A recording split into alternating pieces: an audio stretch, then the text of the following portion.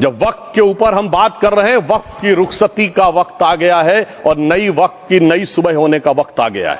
अगर हमें इस पे बात करनी है तो मुझे चार दृष्टि से बात करनी पड़ेगी। एक, इस बिल के तकनीकी प्रावधान जिस पे बहुत सारे लोग बहुत कुछ बोल चुके हैं। दूसरा है वक्फ की अवधारणा। तीसरी है वक्फ की राजनीति। और चौथा है वक्फ की राजनीति के नाम पर होने वाली वह सांप्रदायिक बनाम सेकुलर की राजनीति। सबसे पहले हमारे नेता सदन माननीय नड्डा जी ने बताया कि किस विस्तार के साथ इस वक्फ कमेटी ने काम किया, किस शिद्दत के साथ हमारी सरकार ने काम किया। और चाहे वक्फ कमेटी के जेपीसी के चेयरमैन हमारे उस सदन के सदस्य जगदम्बिका पाल जी रहे हो, हमारे मंत्री जी रहे हो, सबने जिस शिद्दत से काम किया है, तो उनके लिए मैं माननीय प्रधानमंत्री जी अपनी सरकार की तरफ से कहना चाहता हूं कि उन्होंने एक इबादत के भाव से काम किया है। तो मैं कहना चाहता हूं, इबादतों की तरह मैं ये काम करता हूं, अपने फर्ज को झुककर सलाम करता हूं, फिर भी आप खिलाफत कर रहे हैं। तो तेरी मुखालफत से निखरती है शख्सियत मेरी, मैं सियासी दुश्मनों का भी बहुत एहतराम करता हूं। तो इस एहतराम के साथ मैं अब आगे का प्याम शुरू करता हूं और मैं ये बताना चाहता हूं कि एक बड़ी सिंपल सी बात है जो अभी माननीय नड्डा जी ने भी कहा। दुनिया के तमाम मुस्लिम देश बता दिए, इस्लाम की धर्म स्थली सऊदी अरब, सबसे बड़ा मुस्लिम देश इंडोनेशिया, जहां खलीफत रही वहां टर्की, और जहां आईएसआईएस का इलाका वहां इराक और सीरिया, वहां कहीं भी कुछ भी नहीं है ऐसा। फिर भी हमारे यहां क्यों है, कैसा? तो मैं कहना चाहूंगा सभापति महोदय, एक हिंदी में कहावत होती है, नया मुल्ला प्याज ज्यादा खाता है, परंतु यहां तो जो गैर मुल्ला प्याज बहुत खा रहा था, और इतना खा रहा था कि आंसू निकल रहे थे गरीब मुसलमान के भी और देश के भी। इसलिए मैं कहना चाहता हूं सभापति महोदय, अगर छोड़ दीजिए भारत की बात करिए, तो क्या ऐसी कोई शक्ति सिखों के पास है, ईसाइयों के पास है, यहूदियों के पास है, पारसियों के पास है? नहीं है। छोड़ दीजिए, इस्लाम के अंदर आइए। अगर इतना भाईचारा है तो ये सुन्नी वक्फ बोर्ड और शिया वक्फ बोर्ड अलग क्यों है मेरे भाई?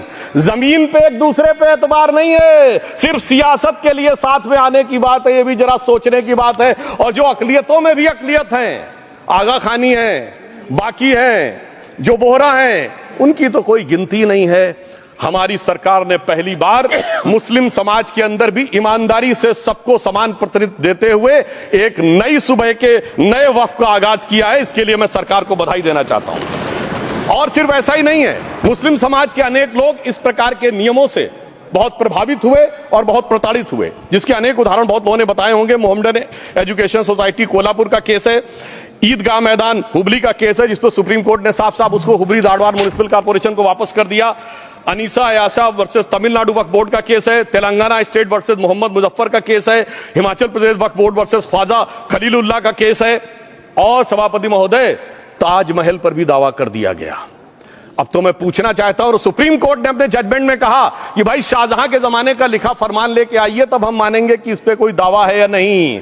आप सोचिए कि अगर ये वक्त का कानून इसी ढंग से चला होता तो क्या होता। अभी हमारे जॉन ब्रिटास जी और मनोज झा जी ने बहुत सारी बातें बोली थी। एक प्यास की बात बोली थी उन्होंने, उड़ीसा के ग्राहम स्टोन्स का जिक्र किया था, तो उसमें तो कांग्रेस की सरकार सीबीआई की इंक्वायरी नहीं कर पाई थी। मगर जब ताजमहल का उल्लेख आता है सभापति महोदय, तो एक प्यास मुझे याद आ जाती है। जब शाहजहां जेल में था और दूर से उस ताजमहल को देखता था और उसे सिर्फ एक सुराही पानी मिलता था, और उसने औरंगजेब से कहा एक सुराही पानी और भिजवा दो, तो जानते उसने मना कर दिया। तो दुखी होकर शाहजहां ने फारसी में लिखा, ए पिसर तू अजब मुसलमानी, जे पिदरे जिंदा आप तरसानी, आफरीन हिंदुआन सदबार, जे देहंद पिदरावा मुर्दा देवम आप। मतलब तू कैसा मुसलमान है जो जिंदा बाप को पानी के लिए तरसा रहा है? तुझसे तो आफरीन 100 बार उन हिंदुओं को है जो पितृपक्ष में मरे हुए बाप को भी पानी देते हैं। और सभापति महोदय, मैं बताना चाहता हूं कि ये हमने ईमानदारी से मुस्लिम समाज के कल्याण के लिए बात की है, क्योंकि एक तरफ खड़ा हुआ है ईमानदार मुसलमान जो शराफत के साथ ईमान को गले से लगाए हुए हैं, और दूसरी तरफ कुछ चंद सरमाएदार हैं जो उस अमानत में खयानत करके शरारत के साथ उसके झंडा बरदार बनना चाहते हैं। तो ये मुकाबला किसके बीच में है? ये शराफत अली और शरारत खान के बीच में मुकाबला है। हमारी सरकार शराफत अली के साथ खड़ी है, हमारी गरीब मुस्लिम के साथ खड़ी है। ये गरीबों गुर्बत वाले गुर्बत अली और सरमाएदारे वाले गाजी खान के बीच का इलाका है। मगर मैं कहना चाहता हूं महोदय, एक बात मैं बहुत स्पष्ट रूप से कहना चाहूंगा, इन जरूरतमंद मुसलमानों की लड़ाई के लिए मैं कह सकता हूं कि ये गरीब मुसलमानों के दिल की कसक और कट्टरपंथी वोट के ठेकेदारों के मन की ठसक के बीच में हमारी सरकार ने उस कसक का साथ दिया है, जिसके लिए मैं मानता हूं गरीब और पसमानदा मुसलमान निश्चित रूप से उनका आभारी होगा। हां, मगर जब इसकी बात आती तो भी माननीय खड़गे जी भी बोल रहे थे, माननीय संजय सिंह जी भी बोल रहे थे, मनोज झा जी भी बोल रहे थे कि साहब आपके यहां वो कितने पुजारी हैं और कितने किस वर्ग के पुजारी हैं। तो मैं उनको बताना चाहता हूं, केवल अकेले जूना अखाड़े ने पिछले साल 71 SC ST लोगों को महामंडलेश्वर बनाया है। अरे आपको हमारे सदन में बैठे हुए बाल योगी उमेश नाथ जी नहीं दिखते? वैसे तो कहा जाता है जात ना पूछो साधु की, मगर मैं बताना चाहता हूं विश्व हिंदू परिषद के 50,000 से अधिक पुजारी ट्राइबल्स में जो शेड्यूल कास्ट है जो काम कर रहे हैं। मगर मैं हद अदब से पूछना चाहता हूं, बताइए मुल्ला, मौलवी, मुफ्ती, मुकर्रम, बारी, हाफिज में से कितने पसमंदा हैं? उसमें कितने जुलाहा, अंसारी, घोसी, बताइए मिरासी कितने हैं? बाकी छोड़िए, पर्सनल बोर्ड में है क्या? अरे वक्फ बोर्ड में है क्या? इसीलिए मैं कहता हूं खुद मियां फजीहत दूसरों को नसीहत। अगर ईमानदारी से बात करनी है तो उस पर आगे। मगर मैं एक बात और कहना चाहूंगा कि हमारी जो सरकार ने नाम दिया है, इसको उम्मीद नाम दिया है, और ये उम्मीद है किसके लिए? उस ईमानदार मुसलमान के लिए और देश के हर खास व आम के लिए ये उम्मीद है। मगर सभापति महोदय, कुछ लोग वो हैं जो उम्मा का ख्वाब पाले हुए थे। उम्मा शायद हमारे बहुत से लोग समझते हो ना समझते हो, पूरी एक एंटायर जो इस्लामिक खलीफत और राज होता है उसको उम्मा कहते हैं। उम्मीद वालों को तो उम्मीद की नई रोशनी दिख रही है, उम्मा वालों की उम्मीद पे पानी फिर रहा है। तो ये उम्मीद और उम्मा के बीच का भी मामला है। परंतु मैं ये भी कहना चाहूंगा सभापति महोदय, इसके बाद सिर्फ ऐसा ही नहीं था, प्रॉपर्टीज के ऊपर, तमाम सरकारी प्रॉपर्टीज पे जिसमें बहुत डिटेल में हमारे साथी लोग गए, मैं डिटेल में नहीं जाना चाहता। भोपाल का विषय है, हैदराबाद का विषय है, मुंबई का है, लखनऊ का है, पटना का है, बहुत प्रकार से है। माननीय लालू प्रसाद यादव जी का विषय जब बताया गया था तो बहुत ज्यादा हमारे मनोज झा जी बोल रहे थे, तो अब मैं उसके डिटेल में नहीं जाना चाहता हूं। सबने वो वीडियो देखा है। बस एक लाइन में उनके लिए कहना चाहूंगा, वो कुछ भी बोल रहे हैं, जिसे कहते हैं बिगड़ी बात बने नहीं, लाख करो किनकोए, रहीमन बिगड़े दूध को मथे न माखन होए। अब जो बोलना था वो बोल चुके, सबके सामने वो आ चुका।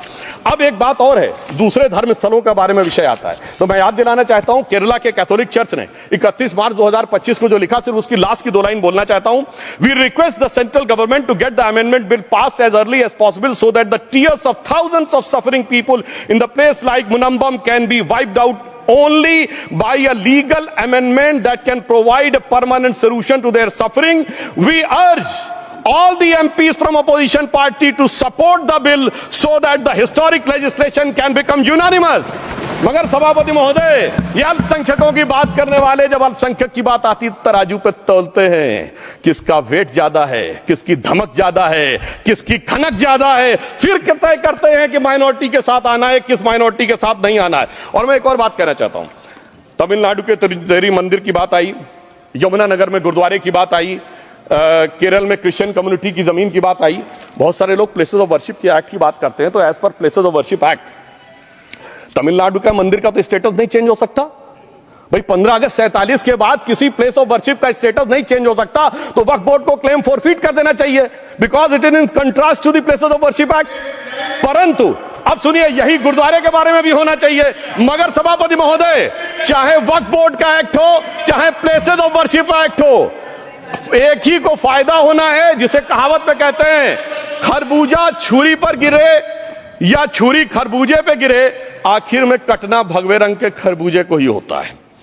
अब मैं यह भी बताना चाहता हूं कि इन संपत्तियों के द्वारा जो कुछ हुआ, उन्होंने इतनी चीजों को लिया है, इतनी चीजों को लिया है। एक पुराना उर्दू का शेर है कि मिटे नामियों के निशान कैसे कैसे, और ये जमीन खा गई आसमां कैसे कैसे। इस जमीन ने कैसे कैसे लोगों को अपने में समा लिया, इसकी तमाम तारीख गवाह है। अगर मैं इसमें बहुत डिटेल में जाऊंगा तो सदन का बहुत सारा वक्त जाएगा, परंतु मैं एक बात यह कहना चाहता हूं कि जब इतना ज्यादा आगे बढ़ गया तो फिर कोर्ट ने आगे इंटरवेंशन करना शुरू किया। मैं डिटेल में नहीं जाना चाहता हूं। अभी कार्तिकेय शर्मा जी ने बहुतों ने बोला सैयद फसल का case versus Union of Government, Allahabad High Court के केस को कहा, मगर Bashir versus State of West Bengal case में उन्होंने बहुत क्लियर कट कहा है कि waqf is not a religious denomination in accordance with Article 26 of the Constitution, so the matter relating to the restricting the economic, financial, political and other sectoral activities that may be associated with religious practice under Article 25(2)(a) of the Constitution can be regulated by the state. तो मुझे लगता है अब इसके बाद कोई किंतु परंतु का स्कोप नहीं रह जाना चाहिए।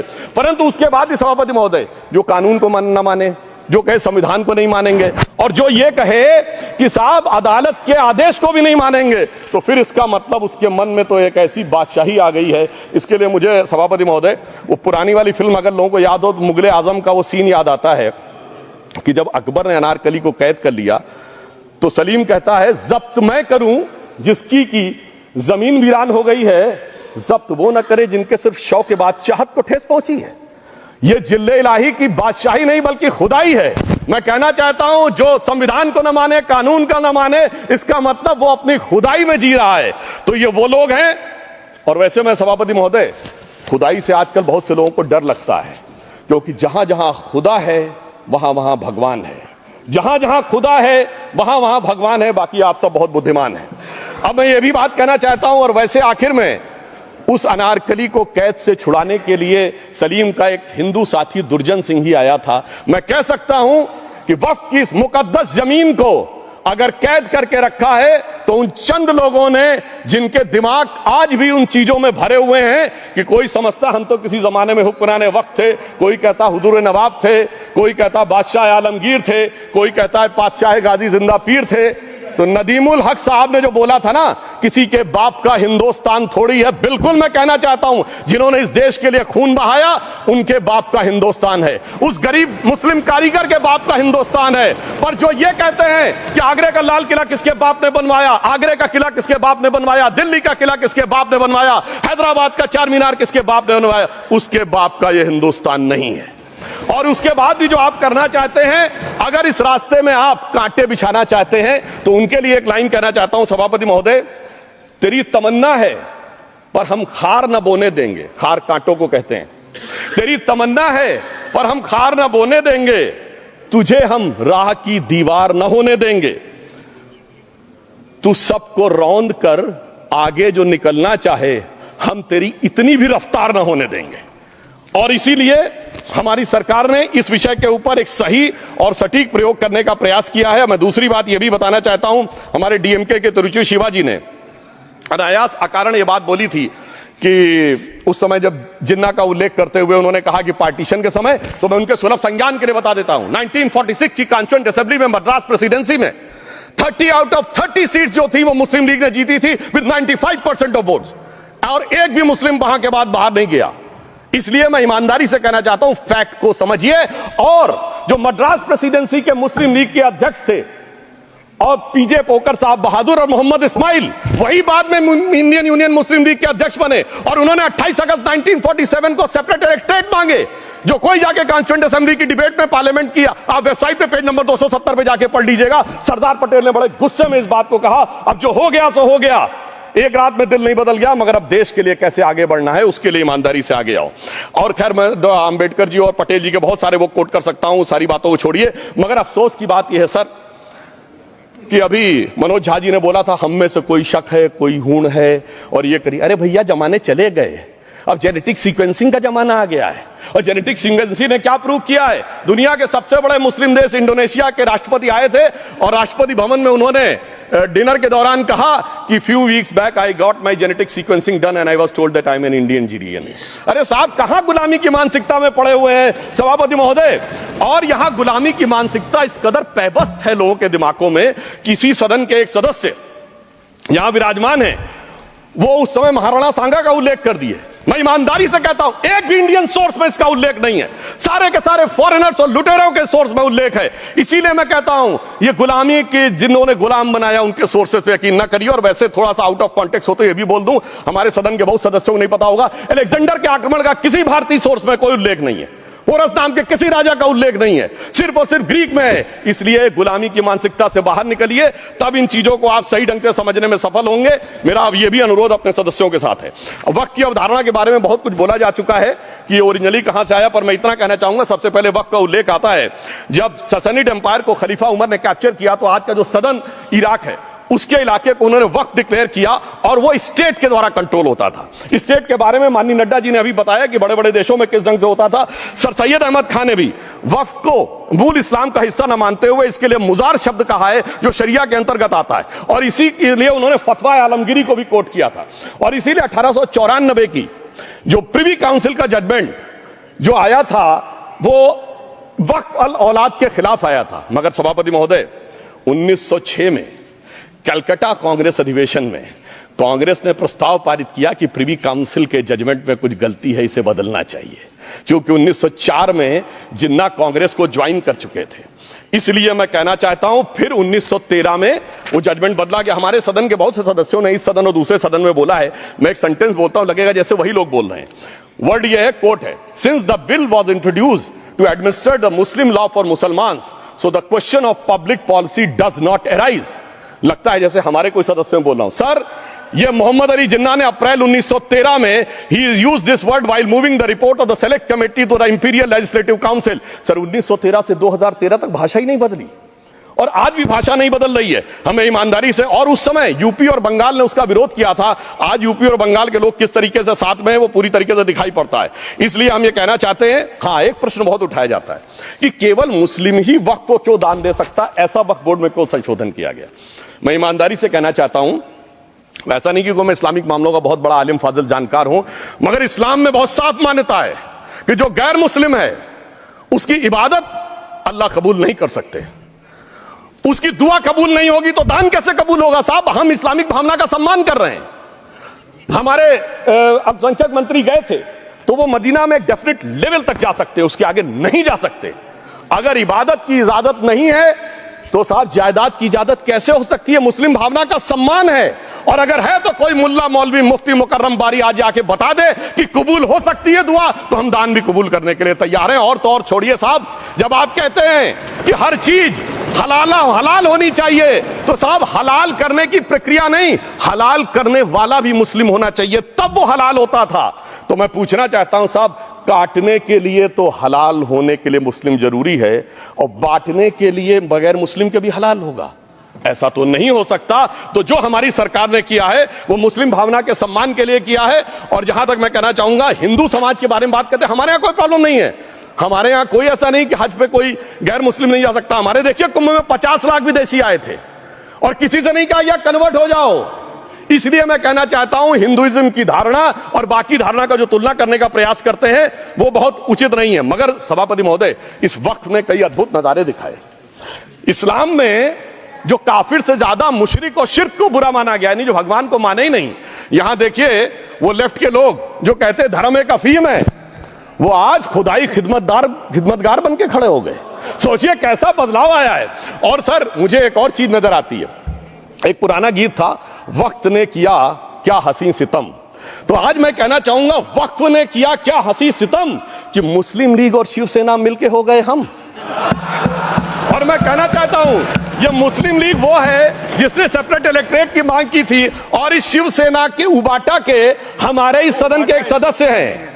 और सर, हमारे साथ मुरली जी बैठे हैं, मुरली देवड़ा जी ने मुझे याद दिलाया, उन्होंने मिलिंद देवड़ा जी ने याद दिलाया, उन्होंने कहा एक जमाने में उन्होंने कहा था मुस्लिमों की नागरिकता छीन लेनी चाहिए। इसीलिए मैं कह रहा हूं, वक्त ने किया क्या हसी सितम, ये दोनों मिलके हो गए हम। और सर, मैं इसके बाद एक टेक्निकल बात करना चाहता हूं। जब इन्होंने टाइम ड्यूरेशन हटा दिया था और बैक में पीछे जा सकते थे, तो मैं पूछना चाहता हूं सर कि जब ब्रिटिश हुकूमत आई तो उसने तो मुगलों सारी हुकूमत ले ली थी, तो उनका मालिकाना हक कैसे हुआ। सर, 1707 के बाद तो इस्लामी हुकूमत दिल्ली से खत्म हो गई थी। एक आखिरी मुगल बादशाह शाह आलम के लिए तो बोला जाता था सल्तनते शाह आलम दे लाल किले ते पालम, यानी आज का IGI एयरपोर्ट। तो साहब उसके बाद ये गुजरात के सूरत से लेकर लखनऊ तक उनका मालिकाना हक निकलने कहां से लगा। अरे भाई, जब दिल्ली को कैप्चर किया था अंग्रेजों ने तो सारी जमीन अंग्रेजों की थी। तो जब मैं अपने कांग्रेस के मित्रों से पूछना चाहता हूं, ये जब गवर्नमेंट ऑफ इंडिया एक्ट में पावर डीड ट्रांसफर की थी तो पढ़े नहीं थे क्या, या खोखले कागज पर साइन कर लिए थे, या कागज सही था, आप खोखला करने की बात है। मैं पूछना चाहता हूं, जब 250 साल तक वो हुकूमत ही नहीं रही तो उस हुकूमत के फरमान की लेजिटिमेसी कैसे हो सकती है। ये मैं कानूनविदों के लिए भी एक फूड फॉर थॉट रखने की बात करता हूं। और दूसरी बात मैं कहना चाहता हूं, ये किन हुकूमतों की बात कर रहे हैं सभापति महोदय। अगर सूरत नगर निगम पे दावा है मुगल के जमाने का और तमिलनाडु के मंदिर पर अरकाट के नवाब का, सभापति महोदय, ये वो हुकूमतें थी जो जजिया लगाती थी, ये वो हुकूमतें थी जो जिम्मी का कॉन्सेप्ट रखती थी, ये वो हुकूमतें थी जो गाजी की बात करती थी। क्या भारत के संविधान में उन हुकूमतों के फरमान को सही मान्यता देना सही है? बिल्कुल गलत है। मैं कहता हूं बाबा साहब अंबेडकर के संविधान में यदि आप ऐसी हुकूमतों के फरमान को रखने की कोशिश करते हैं तो this is fraud on constitution. और हमारी सरकार ने अगर बैकडेट से वो बंद किया है तो उस फ्रॉड को रोकने की पूरी व्यवस्था की है। और यहां पर मैं यह भी कहना चाहता हूं सभापति महोदय, जमींदारी उन्मूलन 1948 में हो गया, मगर ये बाद में जमींदार कैसे क्रिएट हो गए? हमने बचपन में विनोबा भावे, हम लोग के जन्म से बहुत पहले की बात है, विनोबा भावे जी के भूदान आंदोलन की बात सुनी थी, जिसमें जमींदारों से पैसा लेके जमीन लेके गरीबों को दी जाती थी। पर सभापति महोदय, कभी आपने सुना कि गरीबों की जमीन जमींदारों को मिल जाए? वो 2013 के बोर्ड ने वो व्यवस्था कर रखी थी। यानी वो भूदान आंदोलन था गांधी जी के शिष्य विनोबा जी का, तो आज के गांधियों के नेतृत्व में भू हड़प आंदोलन शुरू हो गया। अगर वो भूदान आंदोलन था तो ये भू हड़प आंदोलन था। इसलिए मैं एक और बात भी कहना चाहूंगा सभापति महोदय कि जिन हुकूमतों के फरमान की बात की जाती है, एक और फैक्ट है, इसको कोई अन्यथा न ले, जितने मुस्लिम बादशाह अलाउद्दीन खिलजी के बाद उन्होंने बगदाद की खलीफा का खुतबा पढ़ा है। That is a foreign rule, it's on record. कैसे उसको भारत सरकार मान्यता दे सकती है? इसलिए मैं कहना चाहता हूं जरा सा गौर से देखेंगे तो हकीकत आपके सामने आ जाएगी। और क्या कभी किसी ने कल्पना की, किसी क्रिश्चियन ने तो नहीं कहा कि इंडिया गेट हमारा है, गेटवे ऑफ इंडिया हमारा है, और चर्च नहीं सही फिर भी चर्च गेट हमारा है? तो फिर यह केवल किसी एक के दिमाग में क्यों आती है? हमने जो इवैक्यू एक्ट के तहत दे दिया था पाकिस्तान के गए लोगों को, क्या हमारे जो सिख और हिंदू भाई आए थे उनकी जमीनें मिली? अरे महाराजा रणजीत सिंह की राजधानी लाहौर थी और काबुल तक था राज, तो क्या उन्होंने जमीनें नहीं दान दी होगी गुरुद्वारे और मंदिरों को? वो मिली? अरे वो तो छोड़िए, ननकाना साहब और करतारपुर साहब तक नहीं मिला था। इससे दिखाई पड़ता है कि कितनी एक तरफा हम लोगों ने कोई निगोशिएट ही नहीं किया और उसे करने की बात कही थी। इसलिए मैं कह सकता हूं सर कि अब हमारी सरकार ने जो संशोधन किए हैं, अब यह मजहबी हुकूमत के फरमान से नहीं, बाबा साहब अंबेडकर के संविधान से चलने वाला है। अब मैं अंत में उस विषय के ऊपर आता हूं जिसे सांप्रदायिक राजनीति बनाम सेकुलर राजनीति इसके ऊपर कहा जाता है। सभापति महोदय, मैं बताना चाहता हूं कि जब आजादी मिली उसके बाद क्या किसी ने डिमांड किया था कि हमें वक्फ बोर्ड चाहिए? नहीं किया था। फिर क्यों 54 में दिया गया? किसी मुस्लिम ने डिमांड किया क्या कि मदरसे चाहिए? फिर क्यों दिया गया? मुस्लिम समाज तो राष्ट्र की मुख्य धारा में आने को तैयार था, इसीलिए यूसुफ खान, दिलीप कुमार के नाम से आने में उन्हें कोई प्रॉब्लम नहीं थी। महजबीन बानो को मीना कुमारी के रूप में आने में प्रॉब्लम नहीं थी। मुमताज बेगम को मधुबाला बन के आने में प्रॉब्लम नहीं थी। हामिद अली को अजीत के रूप में आने प्रॉब्लम नहीं थी। मगर और मैं यह भी बताना चाहता हूं, मुस्लिम समाज में बहुत बड़ा तबका उस समय इस बात को सोच रहा था, और अभी कपिल सिब्बल साहब बोले, ये उस चीज के वकील नहीं, इन्हें पता होना चाहिए, पता होगा कि सुन्नी सेंट्रल वक्फ बोर्ड राम मंदिर में 1961 में मुद्दई बना है, 12 साल के बाद। क्योंकि के मोहम्मद ने लिखा है कि एक बहुत बड़ा तबका था जो ये मानता था कि हमें इस चक्कर में नहीं पड़ना चाहिए। मगर अफसोस कि वही लेफ्टिस्टों, सेकुलरिस्टों ने उनको समझाकर इस मुकाम तक लाकर खड़ा कर लिया। अब यहां मैं एक और बात कहना चाहूं, खैर छोड़िए उन सरकारों ने बाद में क्या दिया, मगर उसके बाद सुनिए, इंदिरा जी के जमाने में मुस्लिम पर्सनल लॉ बोर्ड आया, तो राजीव जी के जमाने में शाहबानो केस आया, तो नरसिम्हा राव के जमाने में 95 का एक्ट आया, तो मनमोहन सिंह जी के जमाने में 2013 का एक्ट आया, मगर इलाज नहीं निकला। तो इसे एक शेर में कहूंगा कि मरीजे सेकुलर इश्क पर लानत खुदा की, मर्ज बढ़ता गया जो दवा की। अब मैं सभापति महोदय एक और बात कहना चाहता हूं, शुरू के 20-25 साल में मुस्लिम समाज के बारे में मैं कहना चाहता हूं। आज जब आजादी मिली तो मुस्लिम समाज के प्रतीक कौन थे? उस्ताद बिस्मिल्लाह खां, उस्ताद फरीदुद्दीन डागर, उस्ताद बड़े गुलाम अली, उस्ताद जाकिर हुसैन, जिनकी अभी कुछ दिन पहले डेथ हुई, बड़े बड़े नगमा निगार, हसरत जयपुरी, मजरूर सुल्तानपुरी, साहिर लुधियानवी, कैफी आजमी, जोश मलियाबादी, जिगर मुरादाबादी। अब सर क्या हो गया? तब मुस्लिम समाज इन अदब के शाहकारों के साथ जोड़ा जाता था। आज मुस्लिम समाज का नेतृत्व किन लोगों के साथ जोड़ता है? इशरत जहां, याकूब मेनन, मुख्तार अंसारी, अतीक अहमद, दाऊद इब्राहिम। कौन जोड़ रहा है ये? तब से सर, जब से ये सेकुलर हो गया देश 1976 से और सेकुलर सियासत शुरू हुई, उसने ले जाकर इनको इस मुकाम तक पहुंचाया। और इस वक्फ बोर्ड के बिल में भी जो बात कही जा रही है सर, मुस्लिम समाज को यह समझाया गया कि तुम्हें बीजेपी वालों को तुमसे बड़ी अदावत है, और कहा गया इनको बड़ी मोहब्बत है।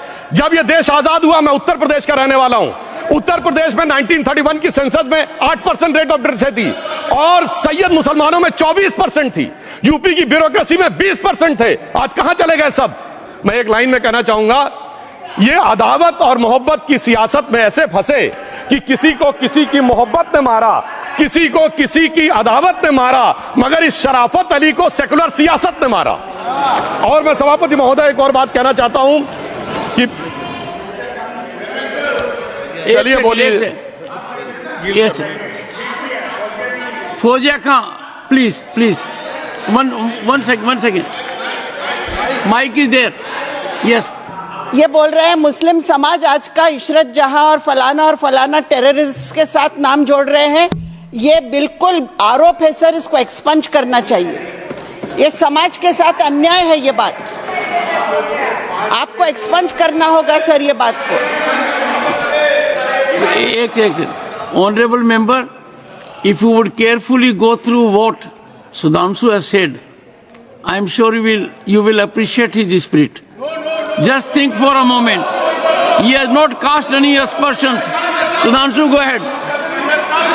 टाइम में जवाब दूंगा और उसके बाद ये हमारा सदन माने ना माने जो देख रहे होंगे उनके लिए कहना चाहता हूं sir, doctor APJ Abdul Kalam. One second. काहे परेशान? Vaiko ji, honourable member, Vaiko ji, oh my God, Vaiko ji, चलिए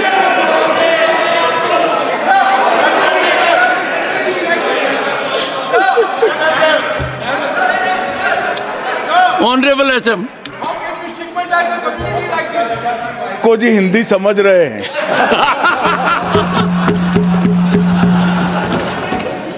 One second.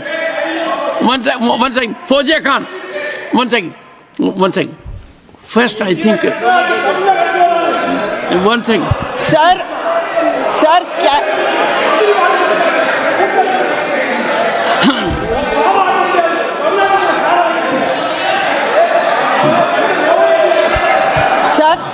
community cannot be stigmatized. Yes, an entire community cannot be branded like this. Fauziya Khan ji, I'll come to you. I'll give you the opportunity. Honorable Finance Minister. But one line is said.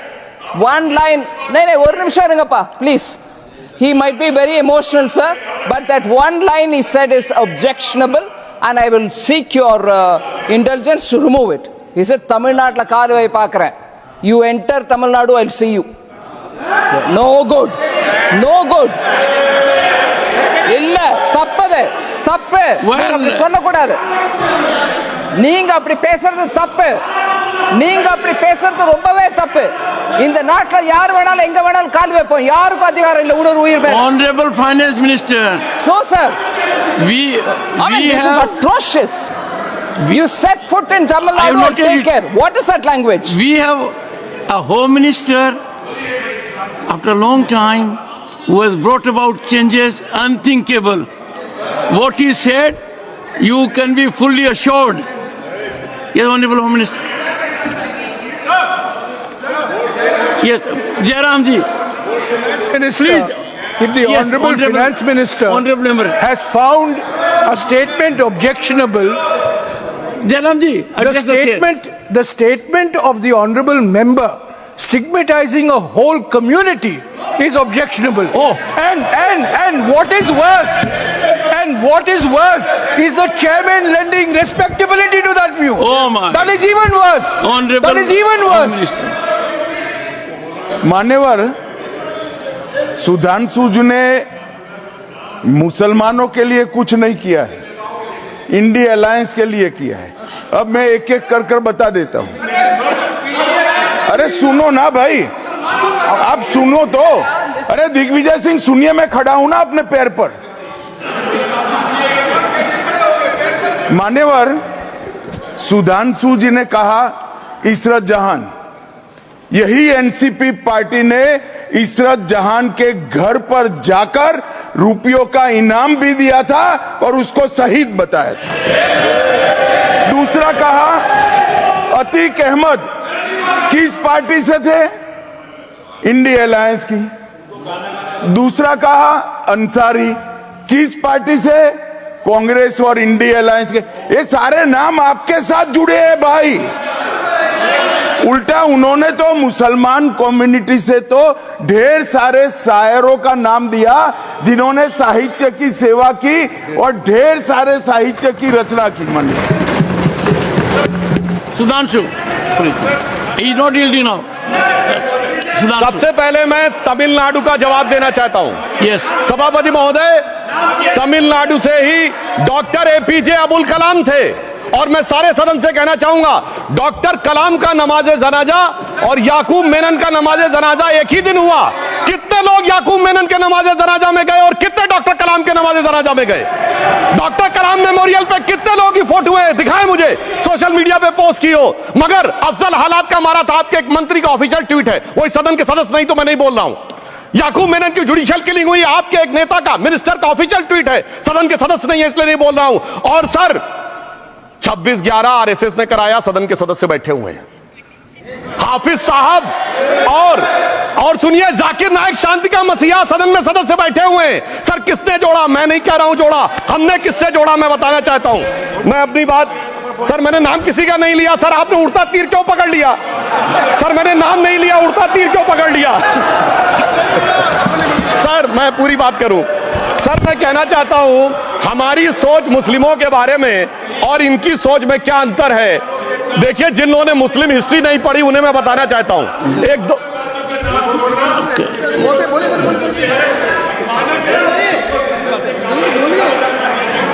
सभापति महोदय, मैं थोड़ा उन लोगों को Islamic history के बारे में बताना चाहता हूं।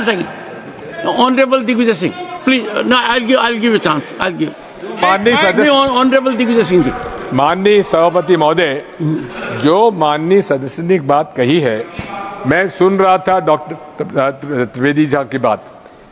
उन्होंने कहा था ऐसे मुसलमान हम लोगों के साथ हैं और वैसे मुसलमान इन लोगों के साथ हैं। बात यह है कि आपने जिस तरह से इस पूरी बात कही है, ये घोर आपत्तिजनक है, अपमानित करती है। और जो माननीय सदस्य ने भी मेरे बारे में भी कहा है, मैं उनकी निंदा करता हूं। Honorable Home Minister. Honorable Home Minister. Honorable Home Minister. एक second. Okay. One second. Your mic will be on. जी महोदय, मुझे ये सब कहने की जरूरत नहीं है, लेकिन जो गुजरात में दंगे और फसाद हुए, कौन कौन उसके लिए जिम्मेदार थे बताइए। Honorable Home Minister.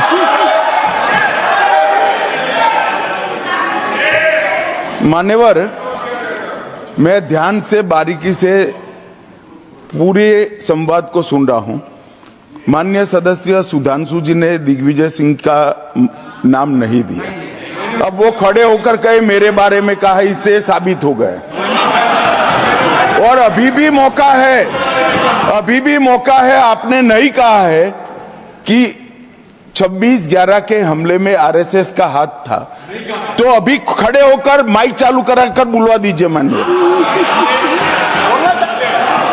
और आपत्तिजनक बात है, मैंने ये बात कभी नहीं कही है, ये आप लोगों का प्रचार है। मेरी आपत्ति इस बात की थी कि सभी माननीय सदस्य ने और बात कही है कि अब हमारे तरफ ऐसे मुसलमान थे और वैसे मुसलमान हम लोगों की तरफ थे।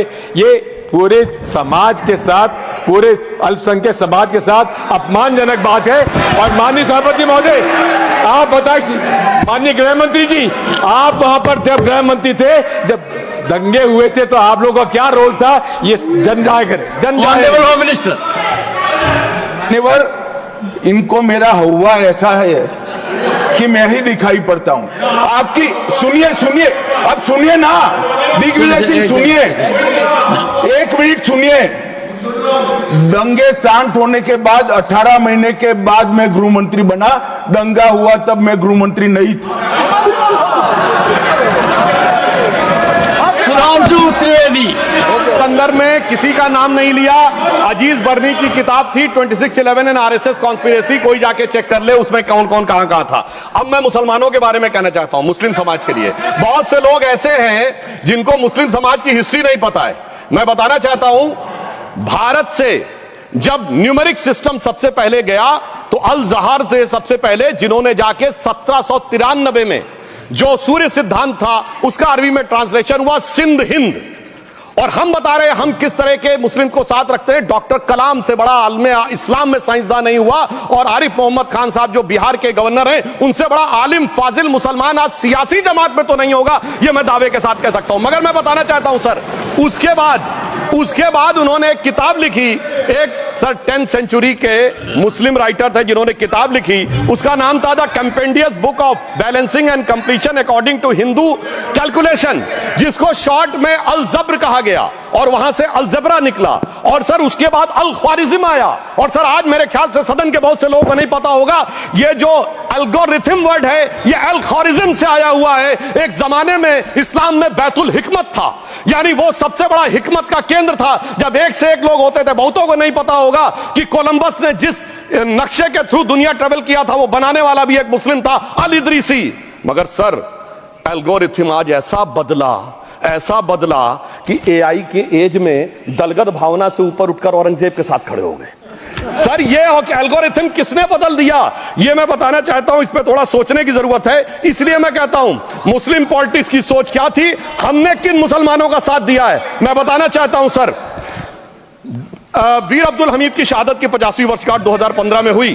प्रधानमंत्री मोदी जी ने उनके पूरे परिवार को और उनकी पत्नी को बुला के सम्मानित किया, और इन लोगों ने उस यासीन मलिक को जिसके ऊपर 3 एयरफोर्स के ऑफिसर्स को हत्या करने का आरोप था, वो प्रधानमंत्री आवास में सर साफ दिखाई पड़ता है कौन किसके साथ खड़ा हुआ है, कौन किस तरह के मुसलमान के साथ खड़ा हुआ है। और सर मैं ये भी कहना चाहता हूं सर, ये सर अपने टर्न पे बोलिए सर, पिछले 30-35 सालों से हुआ खड़ा किया जा रहा है। 1990 में जब राम मंदिर आंदोलन हुआ, कहा गया बीजेपी आएगी उत्तर प्रदेश में खा जाएगी। सर बीजेपी आने के बाद उत्तर प्रदेश में जानते क्या हुआ सर, 22 साल से शिया सुन्नी के बीच में जो दंगे चलते थे और मदे साबा का जुलूस नहीं निकलता था, शिया समुदाय का मदे साबा का जुलूस लखनऊ में हमारी सरकार में निकलना शुरू हुआ। और उसके बाद कहा गया केंद्र में भाजपा आएगी तो खा जाएगी। सर अटल जी की सरकार आई, इतनी शानदार स्थिति रही। उसके बाद कहा गया गुजरात में आएगी तो भाजपा खा जाएगी। सर गुजरात का मुसलमान आज सबसे समृद्ध मुसलमान है, सबसे ज्यादा जकात वहां से आता है। उसके बाद कहा गया मोदी जी की सरकार आएगी तो क्या होगा। सर मोदी जी की सरकार आने के बाद हमारे साथियों ने बताया है अल्पसंख्यक समुदाय के 70% लोग हैं जिनको किसी न किसी एक योजना का लाभ जरूर मिला है। और सर फिर कहा गया सीए आएगा तो नागरिकता छिन जाएगी।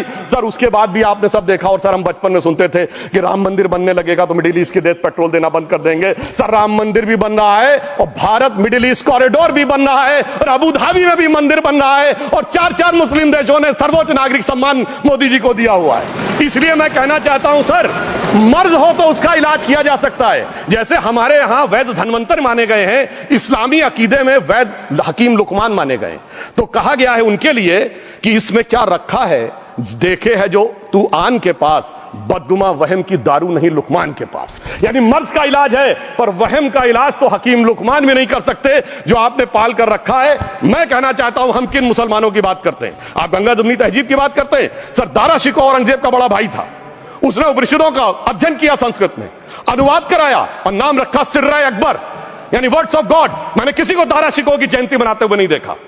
मैं पूछना चाहता हूं बेगम बीबी ताज, उनके घर पे जाते किसी ने सुना? सर ये बताइए, आलम शेख इतने बड़े कृष्ण भक्त के कवि, किसी ने सुना उनके घर पे जाते हुए? मलिक मोहम्मद जायसी जिन्होंने पद्मावत लिखा, उत्तर प्रदेश के रहने वाले, उनके घर पे कोई गया? ये बताइए ब्रिगेडियर मोहम्मद उस्मान के घर पे कौन गया? आजमगढ़ में, गाजीपुर के रहने वाले थे, आज तक जाने वालों में नहीं दिखे। और मैं सर बताना चाहता हूं एक और बात, सर एक सैयद इब्राहिम रसखान हुए हैं, बहुत बड़े कृष्ण भक्ति के कवि। सर जिन्होंने क्या लिखा, उन्होंने कहा मेरा अगला जन्म हो तो भी मैं कृष्ण भक्ति बनना चाहूंगा, मनुष्य बनूं तो ग्वाल बाले के रूप में, और पशु बनूं तो गाय के रूप में। उन्होंने कहा मानुष हो तो वही रसखान, बसों ब्रज गोकुल गांव के ग्वारन, जो पशु हो तो कहा बस मेरो चरो नित नंद की धेनु मजारन। सर उन्होंने कहा गायों के बीच में नंद बाबा की गायों में जन्म लेना चाहूंगा। मगर सर आज एक ऐसे नेता आए हैं इस देश में जिनको गायों से बदबू आने लगी है, तो उनके लिए मुझे मेरे मन में भाव आता है सर कि श्री रामचंद्र कह गए सिया से, ऐसा कलयुग आएगा गोपालक श्री यदुवर कुल में एक ऐसा नेता आएगा जिसे बकरे कटने में खुशबू मिलेगी, गौ माता में बदबू पाएगा। रामचंद्र कह गए सिया से कैसा कलयुग आएगा। अब सर मैं एक और बात भी कहना चाहता हूं, हम किनको मानते हैं? सर नजीर अकबराबादी को सुनिए, कृष्ण भक्त के लिए क्या कहा। सर मैं एक बोलना चाहता हूं, बुल्ले शाह ने क्या कहा? बुल्ले शाह ने कहा, अभी होली गुजरी है, उसने कहा था आज होली खेलूंगी मैं, कर बिस्मिल्लाह। उन्होंने आगे कहा, अलस्तु बि रबिकुम, प्रीतम बोले, सब सखियों ने घूंघट खोले, नाम नबी की रतन चढ़ी, सुनिएगा, नाम नबी की रतन चढ़ी और बूंद पड़ी अल्लाह अल्लाह, आज होली खेलूंगी मैं, कर बिस्मिल्लाह। तो मैं भी कहता हूं अब बिस्मिल्लाह करिए और उसके बाद हमारे इस सहयोग करिए, इस सकारात्मक उसका, वरना अल्हम्दुलिल्लाह जो हम मुसलमानों के लिए और देश के लिए करना चाहते हैं उसमें हमें सफलता जरूर मिलेगी। अंत में मैं सिर्फ यह कहना चाहता हूं सर, तमाम प्रकार की बातें यहां पर हुई, सकारात्मक और नकारात्मक, मगर अफसोस की बात यह है कि 1913 के वक्फ वाल औलाद से लेके 2013 के वक्फ वाल औलाद तक इनकी फितरत नहीं बढ़ती, क्योंकि सर ये तो पार्टियां ही अल औलाद हैं, तो इनको तो उससे बहुत ज्यादा वो होगी। पर मैं सिर्फ अंत में कहना चाहता हूं सर, अपनी सोच बदलिए। आप जिस कश्ती पे सवार होकर इस दरिया को पार करने की कोशिश कर रहे हैं, पिछले 75 साल में नहीं कर पा रहे हैं, 10-12 साल में बहुत हिचकोले खा रहे हैं, तो कश्ती और रास्ता बदलिए। तो इनके लिए अंत में एक पंक्ति कहते हुए बात समाप्त करना चाहूंगा कि इन्होंने कश्ती भी नहीं बदली, दरिया भी नहीं बदला, पर इन डूबने वालों का जज्बा भी नहीं बदला, पर है शौक के सफर ऐसा, एक उम्र हुई हमने, मंजिल भी नहीं पाई, रास्ता भी नहीं बदला। अब अगर नई मंजिल पानी है, नई मंजिल की नई सुबह देखनी है, तो मैं कहना चाहता हूं आइए सबको साथ लेकर चलिए। और एक ऐसा वक्त आया है जब जो हमारे किरण रिजिजू जी ने कहा था कि मैंने एक शम्मा जलाई हवाओं के खिलाफ, तो मैं प्रधानमंत्री मोदी जी की तरफ से कहता हूं कि हमें इल्जाम मत दीजिए, बहुत अफसोस होता है, हमें इल्जाम मत दीजिए, बहुत अफसोस होता है। बड़ी तरकीब से कश्ती यहां तक लेके आए हैं और बदल देते हैं हम दरिया की लहरें अपनी हिम्मत से, आंधियों में भी अक्सर चिराग हमने जलाए हैं।